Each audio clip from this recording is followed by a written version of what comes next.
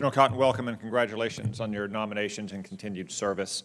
You know, we hear the term arms race a lot, especially in the nuclear context. Last time, I guess, we had a major arms race in which we actually contested the race was in the 1980s, and there aren't many senators around who were there then. Pat Leahy and Chuck Grassley, maybe. I bet they took different views on it. I know what view Joe Biden took on it. He continued to criticize Ronald Reagan for an arms race that was going to destabilize the world, lead to a nuclear war. Of course, it led to nothing but victory in the Cold War without even firing a shot.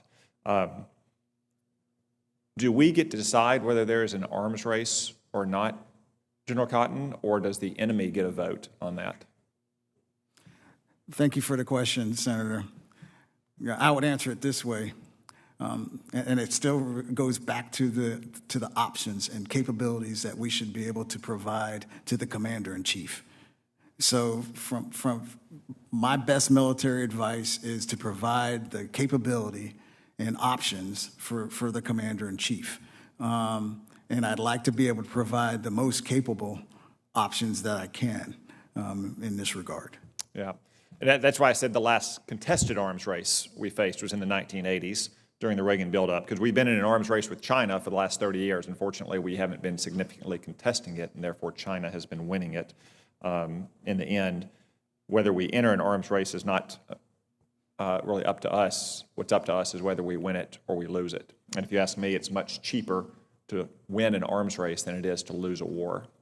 It goes especially for nuclear weapons. General Cotton, I want to read to you a short excerpt from Winston Churchill's Iron Curtain speech, also known as the Sinews of Strength, a Sinews of Peace speech. Barely 6 months after VJ Day in Fulton, Missouri, Churchill says, "From what I have seen of our Russian friends and allies during the war, I am convinced there is nothing they admire so much as strength, and there is nothing for which they have less respect than for weakness, especially military weakness." Do you agree with Sir Winston that Russians have there's nothing for which they have less respect than weakness, especially military weakness? Senator, I agree. Do you think that's true of the Chinese as well? I do. Do you think it's true of the Iranians? I think of all of our adversaries. Okay, yeah, I thought so too. He continued then to say, "For that reason, the old doctrine of a balance of power is unsound. We cannot afford, if we can help it, to work on narrow margins, offering temptations to a trial of strength." Do you agree with Sir Winston that we should not offer temptations to a trial of strength to our adversaries by operating on narrow margins?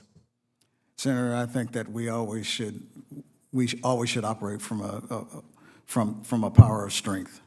And those margins would narrow significantly given China's nuclear buildup if China and Russia became de facto or even de jure allies, correct? Two near-peer allies or adversaries as opposed to one. Okay. There's been a lot of talk over the last year that a major ground war in Europe between two nation states was unthinkable. Even after Russia invaded Ukraine, such a war was unthinkable. Obviously, Vladimir Putin thought it was quite thinkable. Do you believe that a nuclear war is unthinkable? Not in terms of the consequences it would have for our nation and for the world, but for the fact of whether it might happen. Is a nuclear war unthinkable?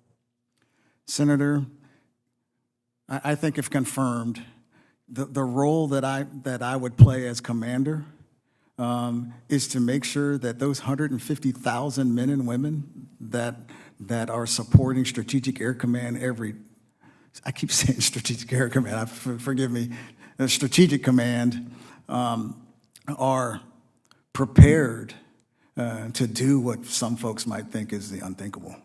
I think that's right. You have an unusual and weighty job in that I think it's your responsibility almost every day to think what most people believe is unthinkable and think about what a nuclear war would look like and how it would be fought, and therefore the best way to do what we all want, which is to deter it from happening in the first place. So thank you, General Cotton. Best wishes for you in your new role. Thank you, sir. Thank you, sir.